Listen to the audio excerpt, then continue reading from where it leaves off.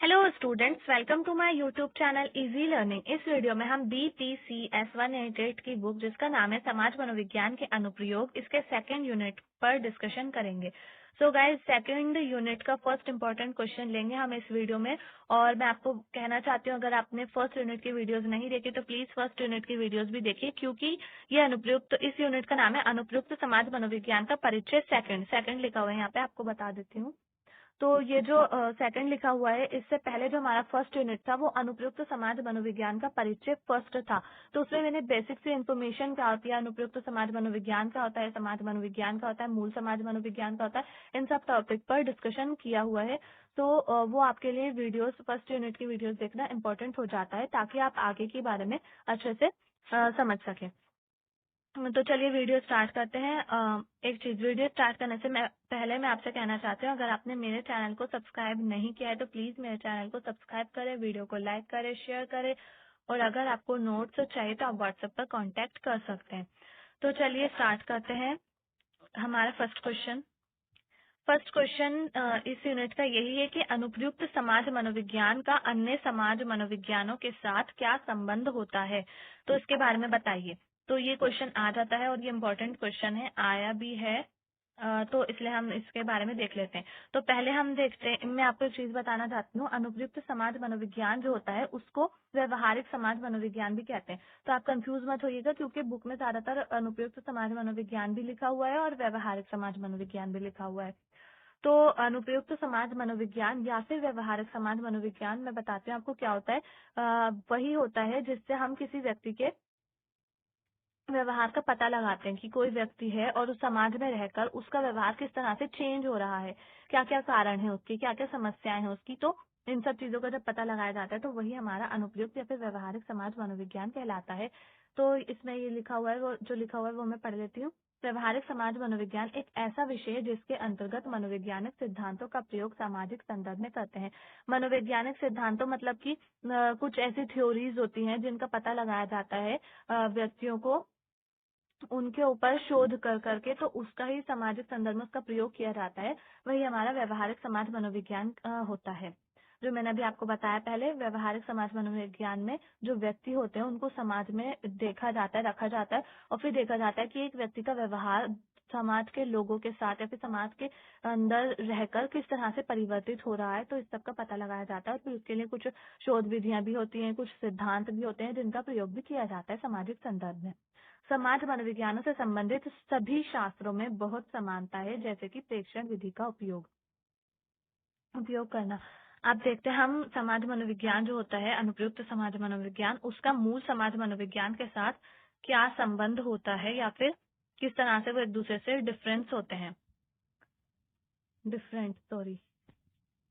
जैसा कि पूर्व इकाई में चर्चा की गई है कि समाज मनोविज्ञान एवं व्यवहारिक समाज मनोविज्ञान अंतर संबंधित एवं एक दूसरे के पूरक हैं।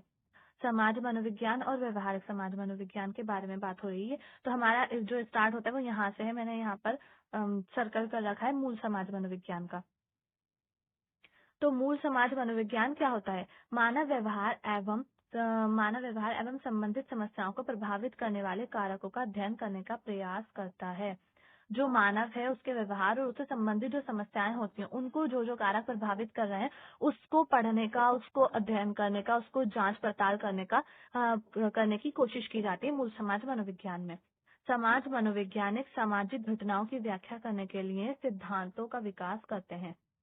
सो आई होप समझ में आ गया होगा। समाज में जो घटनाएं घटित होती हैं उनको समझाने के लिए, उनकी व्याख्या करने के लिए सिद्धांतों का या फिर थ्योरीज का उपयोग किया जाता है, उनका विकास किया जाता है। जबकि जो व्यवहारिक समाज मनोविज्ञान होता है उसके अंदर सिद्धांतों का उपयोग व्यवहारिक समस्याओं के समाधान तलाशने के लिए करते हैं।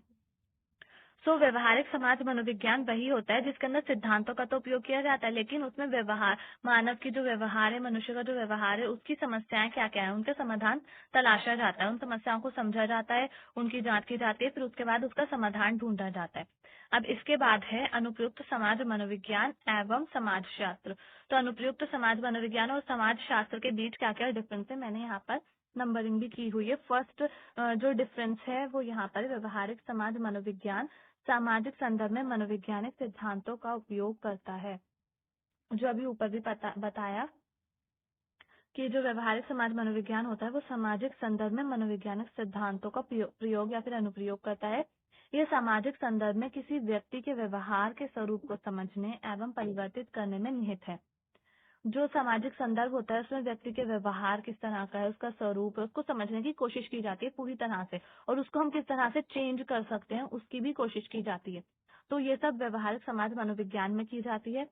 जैसे कि व्यक्ति के माता पिता, संबंधी, मित्र, दुश्मन, सहकर्मी, अन्य संबंधी मिलाकर उस व्यक्ति का सामाजिक संदर्भ या वातावरण बनाते हैं। किसी भी व्यक्ति का वातावरण कहाँ पर क्या होता है, किस तरह से बनता है, तो जब वो अपने माता पिता के साथ रहता है, उसके जो एक तरीके से हम कहते हैं रिश्तेदार संबंधी हो गए, दोस्त हो गए, दुश्मन हो गए, सहकर्मी जिनके साथ वो काम करता है, और जितने भी संबंध होते हैं उन सभी को मिलाकर एक तरह से किसी भी व्यक्ति का वातावरण बनता है। हर किसी व्यक्ति का वातावरण होता है वो इन्हीं चीजों से मिलकर बना होता है, इन्हीं लोगों से मिलकर। तो अब पहला डिफरेंस ये है। पहला तो हमने पॉइंट देखा व्यवहारिक समाज मनोविज्ञान के बारे में। अब पहला ही पॉइंट है समाजशास्त्र के बारे में कि समाजशास्त्र क्या होता है।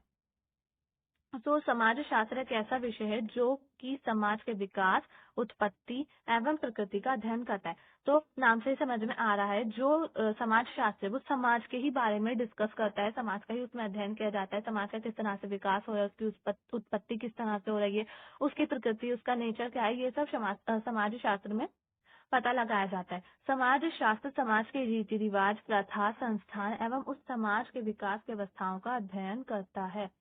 तो समाज की जो चीजें होती हैं वो सभी समाजशास्त्र के अंदर अध्ययन की जाती हैं। तो ये दोनों का पहला पहला डिफरेंस हो गया है। अब सेकंड डिफरेंस देख लेते हैं हम। सेकंड डिफरेंस इनका है व्यवहारिक समाज मनोविज्ञान का सरोकार व्यक्ति के व्यवहार एवं अनुभवों से होता है। यहाँ पर है जो व्यवहारिक समाज मनोविज्ञान है उसमें सिर्फ व्यक्ति के बारे में ध्यान दिया जाता है, व्यक्ति के व्यवहार से, व्यक्ति के जो अनुभव होते हैं उनसे, एक्सपीरियंस पर ही ध्यान दिया जाता है। जबकि समाज शास्त्र जो होता है उसमें समाज का सरोकार होता है, समाज में व्यक्ति की भूमिका किस तरह की होती है, समाज में व्यक्ति किस तरह से रहता है, इस सब के बारे में समाजशास्त्र में अध्ययन किया जाता है। सो हमारा थर्ड पॉइंट रहेगा अनुप्रयुक्त समाज मनोविज्ञान एवं शारीरिक मनोविज्ञान।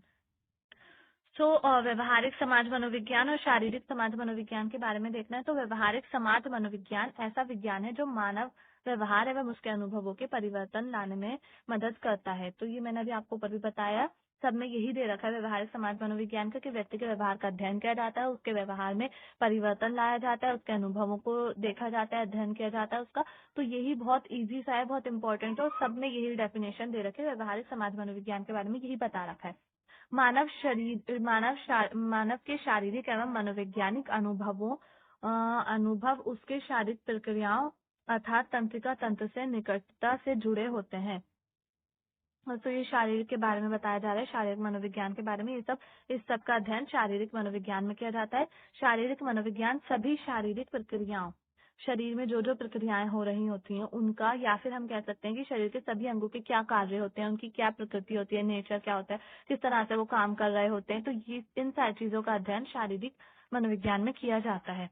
फोर्थ पॉइंट है अनुप्रयुक्त समाज मनोविज्ञान एवं मानव शास्त्र।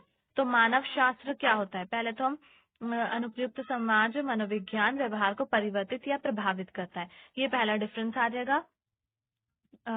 ये अनुप्रयुक्त समाज मनोविज्ञान के बारे में कि जो अनुप्रयुक्त समाज मनोविज्ञान होता है वो व्यक्ति के व्यवहार को परिवर्तित या फिर प्रभावित करता है, जबकि जो मानव शास्त्र होता है उसमें मानव शास्त्र सांस्कृतिक प्रथाओं, रीति रिवाजों एवं व्यक्तियों के विभिन्न समूहों में भिन्न भिन्न प्रथाओं एवं उनके बीच विभिन्नता का अध्ययन किया जाता है। तो मानव शास्त्र में वही होता है, मानव किस तरह से एक दूसरे के साथ कह सकते हैं कि रीति रिवाज बना रहा है, उसकी क्या क्या प्रथाएं हैं, उसकी संस्कृति क्या है, समूहों के साथ उनकी क्या, जो समूह होते हैं छोटे छोटे विभिन्न समूह बन जाते हैं या फिर व्यक्ति होते हैं, उनकी जो प्रथाएं होती हैं वो क्या होती हैं, या फिर उनके बीच विभिन्नता किस तरह की होती है। तो इस सब चीजों का अध्ययन किया जाता है। मानव शास्त्र के शोधकर्ताओं ने इस बात के अध्ययन का प्रयास किया है कि आदिवासी समुदाय से संबंधित व्यक्ति एक निश्चित व्यवहार ही क्यों करते हैं।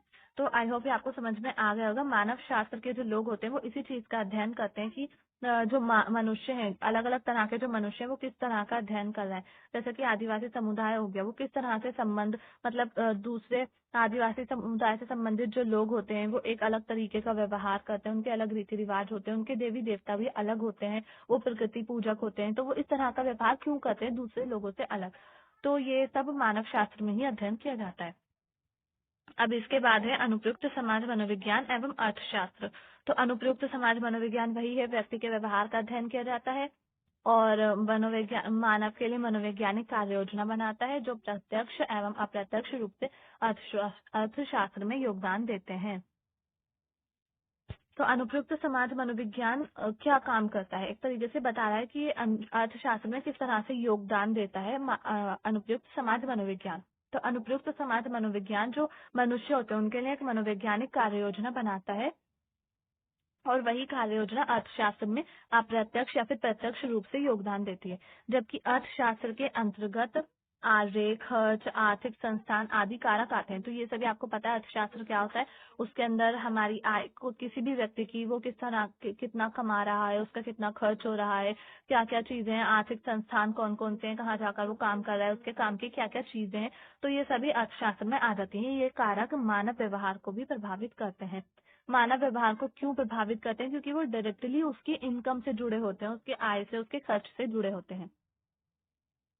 गरीबी एवं आर्थिक अभाव जैसे कारकों का बचपन के व्यवहारिक विकास पर भी सार्थक प्रभाव पड़ता है। तो अब अभी आपको पता चल गया होगा किस तरह से मानव व्यवहार से जुड़े होते हैं। जो लोग गरीब, अगर किसी के पास आर्थिक साधन नहीं होंगे, आर्थिक चीजों की, आर्थिक साधनों की कमी होगी, गरीबी होगी, तो व्यक्ति, जो बच्चे होते हैं उनका बचपन खराब हो जाता है, उनका जो विकास है वो धीमा हो जाता है। इस तरह से आर्थिक कारकों का भी मानव व्यवहार पर प्रभाव पड़ता है। सो 6 पॉइंट है अनुप्रयुक्त समाज मनोविज्ञान एवं राजनीति शास्त्र। तो राजनीति शास्त्र हम ये कह सकते हैं कि पॉलिटिक्स, तो पॉलिटिक्स से या फिर पॉलिटिकल साइंस कहते हैं इसको। तो पॉलिटिकल साइंस से जो अनुप्रयुक्त समाज मनोविज्ञान है वो किस तरह से डिफरेंट होता है। तो अनुप्रयुक्त समाज मनोविज्ञान नेतृत्व एवं राजनीति पर कुछ निश्चित मनोवैज्ञानिक कारकों के प्रभाव का निरीक्षण करता है। अब इसमें ये जो है राजनीति से रिलेटेड इसको कर कर बताया जाए, लेकिन आपको ये नहीं लिखना है। जो अनुपयुक्त समाज मनोविज्ञान की डेफिनेशन मैंने ऊपर बताई हैं वही आप लिख लेना। इसमें भी ये थोड़ा सा अलग सा दे रखा है, इसमें थोड़ा हार्ड भी है, आपको याद भी नहीं होगा। तो जो आपने पहले लिखा, मतलब पहले ऊपर लिखा हुआ है अनुप्रयुक्त समाज मनोविज्ञान के बारे में, वही लर्न कर लेना और फिर राजनीति शास्त्र का थोड़ा सा लर्न कर लेना कि राजनीति शास्त्र जो होता है वो एक ऐसा विषय होता है जिसमें राजनीतिक संगठनों की जो संस्थाएं बनाई जाती हैं, संगठन बनाए जाते हैं, या फिर सरकारी प्रथाओं का अध्ययन किया जाता है, कौन कौन सी सरकारें आती हैं, इन सब चीजों के बारे में अध्ययन किया जाता है। ये एक तरह का राजनीति शास्त्र हो जाता है। जैसे कि प्रचार प्रसार का, मत व्यवहार का, भीड़ मानसिकता एवं जनता की राय को समझने में मदद भी की जाती है। तो ये सारी चीजें जो होती हैं वो राजनीति शास्त्र के अंदर आती हैं। अब इसके बाद है अनुप्रयुक्त समाज मनोविज्ञान एवं भूगोल या फिर ज्योग्राफी। तो ज्योग्राफी जो होती है वो अनुप्रयुक्त समाज मनोविज्ञान से किस तरह से डिफरेंट होती है।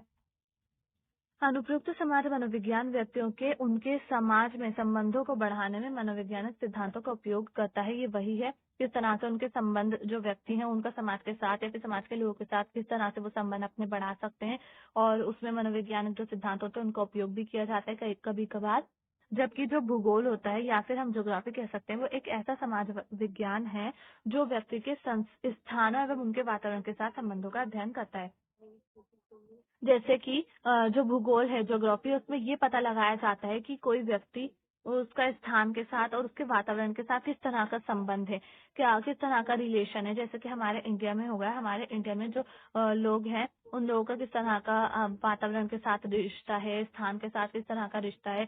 ऐसे ही जो अगर हम कहीं दूसरी जगह पर जाएंगे जहाँ पर ज्यादा ठंड होती है, हमारा जो इंडिया है यहाँ पर नॉर्मल टेम्परेचर रहता है, कभी कभार गर्मी भी बढ़ जाती है या फिर ठंड भी बढ़ जाती है, लेकिन ना तो बहुत ज्यादा गर्मी होती है ना बहुत ज्यादा ठंड होती है। जैसे कि अफ्रीका में काफी ज्यादा गर्मी होती है और जो अमेरिका है वहां पर काफी ज्यादा ठंड होती है। तो ऐसा वाला नहीं होता है यहाँ पर इंडिया में।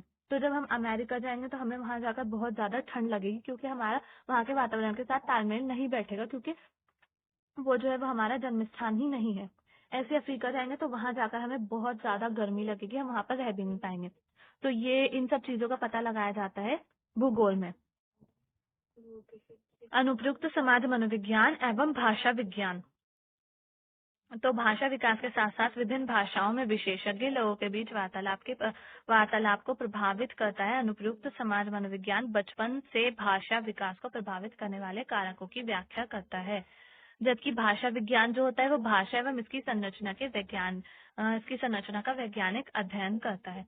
तो आपको समझ में आ गया होगा, भाषा जो होता है उसमें भाषा के बारे में अध्ययन किया जाएगा, जबकि अनुप्रयुक्त समाज मनोविज्ञान जो है उसमें व्यक्ति के बारे में अध्ययन किया जाता है, उसके व्यवहार के बारे में, और उसमें ये भी अध्ययन किया जा सकता है कि जो एक व्यक्ति है वो किस तरह की भाषाएं सीखता है और भाषा सीखने से उस पर क्या प्रभाव पड़ता है। तो इन सब चीजों का अध्ययन किया जाता है अनुप्रयुक्त समाज मनोविज्ञान में। तो ये हमारा ये जो यूनिट का ये टॉपिक जो है ये हमारा फिनिश हो जाता है। इसके बाद हमारे ये आ जाता है check your progress. I hope ये टॉपिक आपको समझ में आ गया होगा, और अगर आपको वीडियो पसंद आए तो प्लीज वीडियो को लाइक करें, शेयर करें, चैनल को सब्सक्राइब करना ना भूलें। थैंक्स।